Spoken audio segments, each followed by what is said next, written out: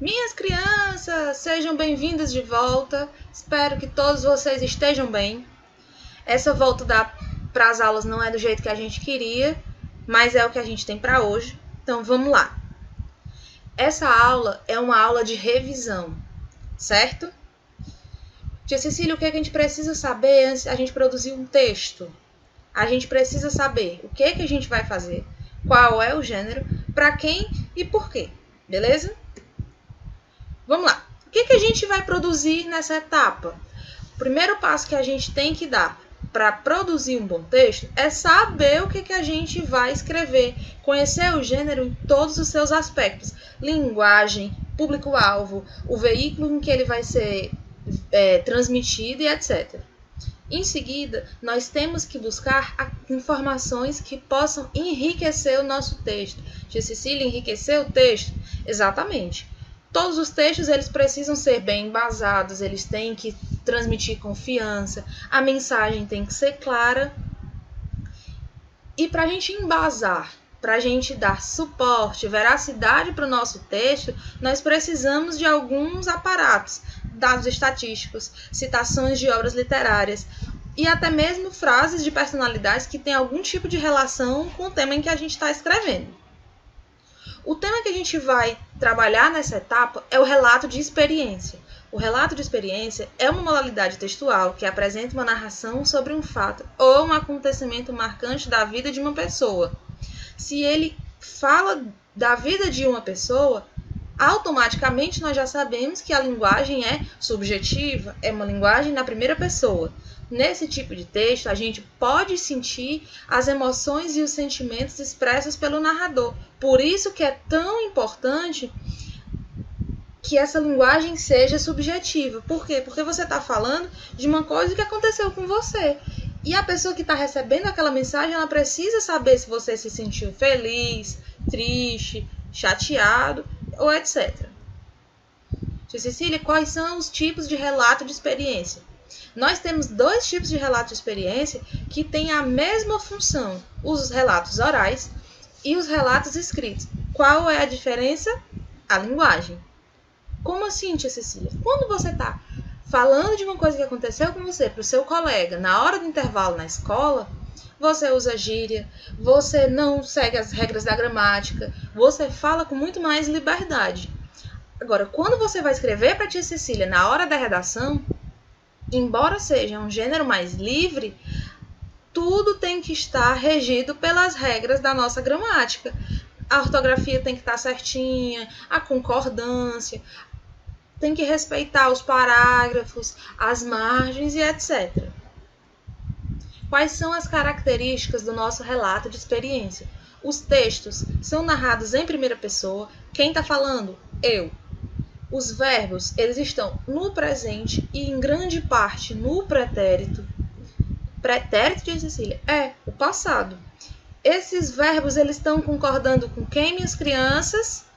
Com a primeira pessoa. Tia Cecília, quem é a primeira pessoa?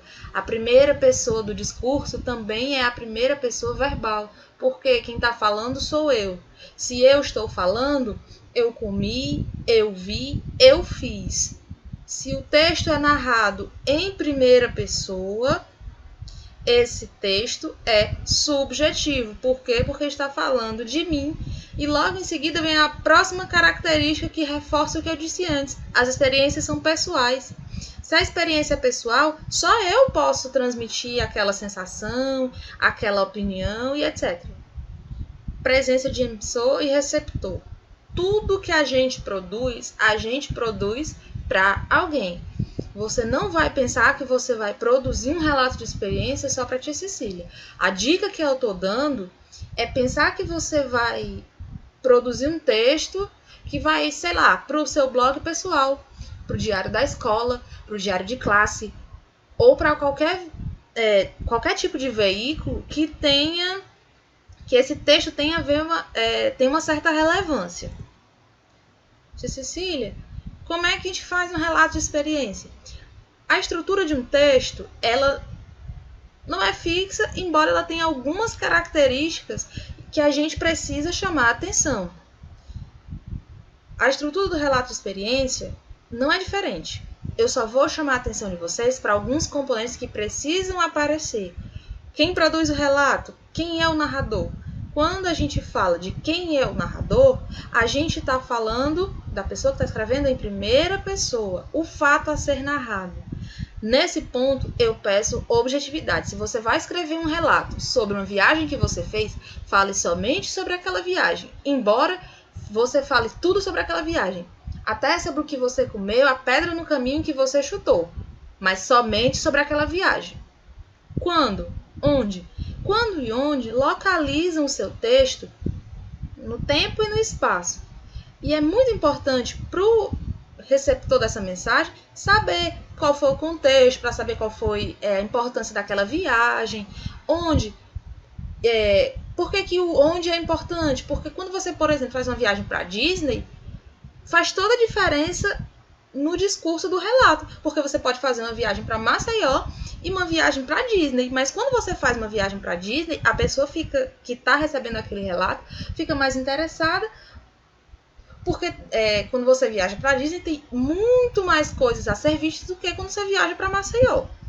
Como foi que esse fato aconteceu? E por quê? Qual foi o causador do fato? Mas como e por quê depende da experiência que você teve, do relato que você está fazendo. Para quem? O público-alvo de um relato de experiência é muito variado. Você pode estar escrevendo só para mim, ou pode estar escrevendo, sei lá, para a página de uma agência de viagem. Você pode estar lá fazendo um comentário sobre uma viagem que você fez com seus pais, com a sua escola, com seus amigos, etc. Tudo depende do tema. Todos os detalhes daquele público, daquele veículo e daquele texto que você está produzindo depende do tema. Qual é a finalidade? A gente escreve um relato de experiência principalmente para ampliar as relações com as outras pessoas. A gente adquire conhecimento, a gente transmite conhecimento, e aquilo que a gente está dizendo pode inspirar uma pessoa a ler um livro, a fazer uma viagem, e até mesmo a experimentar uma comida. Depende da experiência que você está descrevendo naquele momento. Beleza, minhas crianças? Até a próxima. Espero que a gente possa se ver em breve. Um beijo da tia Cecília e até a aula que vem.